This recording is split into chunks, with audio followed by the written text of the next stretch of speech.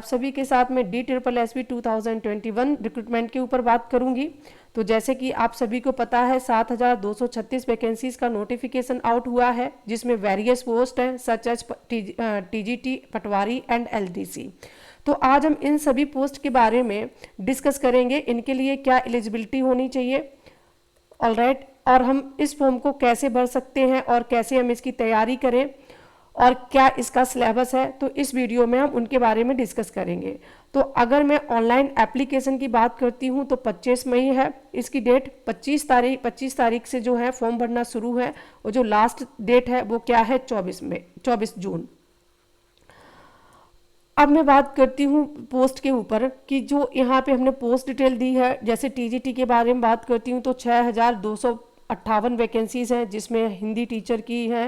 Hindi teacher में male female और chemistry physics math, ये वेरियस पोस्ट हैं यहाँ पे। तो यहाँ पे आप क्या कर सकते हो, TGT के लिए अप्लाई कर सकते हो। अब इसके लिए क्या क्वालिफिकेशन होने चाहिए, क्या इसमें CTET कंपलसरी है, हम ये भी आपको बताएंगे नेक्स्ट स्लाइड में। असिस्टेंट टीचर प्राइमरी की यहाँ पे वैकेंसीज 554 वैकेंसीज हैं। इसी तरीके से असिस्टेंट टीचर नर्सरी की वैकेंसीज दी गई हैं। LDC की पोस्ट यहाँ पे निकाली हुई हैं। अब LDC के लिए कौन अप्लाई कर सकता है, और काउंसलर के लिए 50 वैकेंसीज हैं। अब इसके लिए क्या एलिजिबिलिटी होनी चाहिए, क्या क्वालिफिकेशन होनी चाहिए। इसी तरीके से हेड क्लर्क की वैकेंसीज हैं, पटवारी की वैकेंसीज हैं, इनके लिए क्या क्वालिफिकेशन होनी चाहिए। तो इस वीडियो हम क्या करेंगे, 1 बाय 1 डिस्कस करेंगे। तो सबसे पहले मैं बात करती हूँ TGT ट्रेंड ग्रेजुएट टीचर के लिए। देखो आप देख पा रहे होंगे bachelor degree in related to subject. आपकी सपोज दैट आपने मैथमेटिक्स से अपनी बैचलर डिग्री की है, और degree diploma in training education, और CTET एग्जाम पास, और आपका क्या CTET एग्जाम पास यहाँ पे होना चाहिए। अगर मैं नेक्स्ट बात करती हूँ असिस्टेंट टीचर प्राइमरी के लिए, यहाँ पे +2 डिप्लोमा इन एलिमेंट्री एजुकेशन और bachelor degree with diploma elementary education. यहाँ पे भी देखो प्यारे बच्चों, इसमें भी क्या दिया गया है कि असिस्टेंट टीचर प्राइमरी के लिए आपको यहाँ पे भी देखो CTET कंपलसरी किया हुआ है।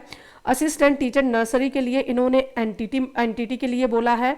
और जूनियर अगर LDC के लिए मैं बात करती हूँ तो देखो LDC के लिए इन्होंने टाइपिंग बोली है 35, और हिंदी और इंग्लिश हिंदी की टाइपिंग बोली हुई है यहाँ पर।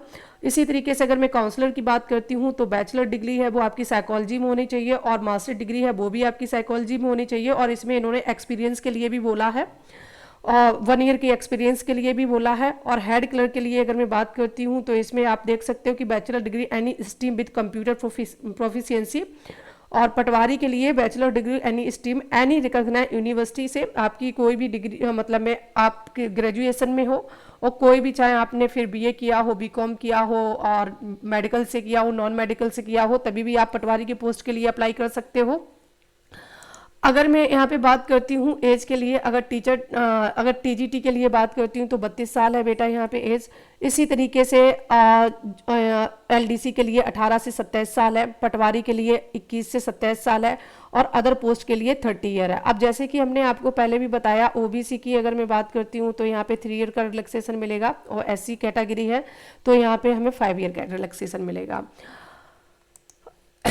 अब इसमें इसकी सिलेक्शन प्रोसेस क्या है, 1 टायर एग्जामिनेशन, और एक इसमें आपका स्किल टेस्ट होगा, ऑलराइट। और अगर मैं बात करती हूँ बेटा अप्लाई ऑनलाइन फॉर्म की, आप DSSB की वेबसाइट पे जाके इस फॉर्म को अप्लाई कर सकते हो। और जो हमारा वीडियो है यहाँ पे हमने लिंक शेयर किया हुआ है, यहाँ से भी डायरेक्ट आप साइट पे जाके अपने फॉर्म को भर सकते हो।